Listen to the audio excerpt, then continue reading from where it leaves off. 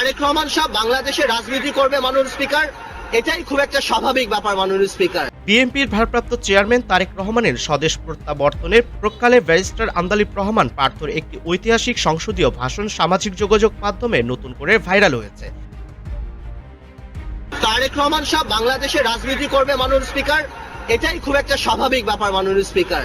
ওই ভাষণে পার্থ অত্যন্ত জোরালোভাবে বলেছিলেন তারেক রহমান এদেশের রাজনীতি করতে পারবে কি পারবে না সেই ফয়সলা করার একমাত্র অধিকার এদেশের জনগণের।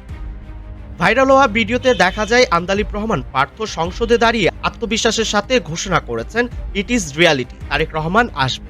তিনি আরো উল্লেখ করেছিলেন যে তারেক রহমান এদেশে রাজনীতি করতে পারবে কি পারবে না সেটা এদেশের জনগণ ঠিক করবে যেদিন তিনি দেশে পা রাখবেন।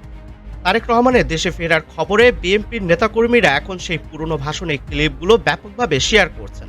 তৃণমূলের কর্মীদের মতে পার্থ সেই দিনের সেই ভবিষ্যৎবাণী আজ বাস্তবে রূপ নিতে যাচ্ছে। এই ভিডিওগুলো দলের সমর্থকদের মাঝে ব্যাপক অনুপ্রেরণা ও উদ্দীপনা যোগাচ্ছে।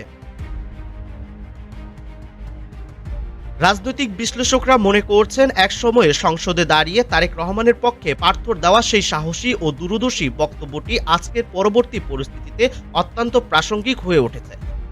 দীর্ঘ 17 বছর নির্বাচন শেষে তারেক রহমানের রাজকীয় প্রত্যাবর্তনের মধ্য দিয়ে সেই রিয়ালিটি বা বাস্তবতায় প্রতিষ্ঠিত হতে যাচ্ছে বলে মনে করছেন তার অনুসারীরা।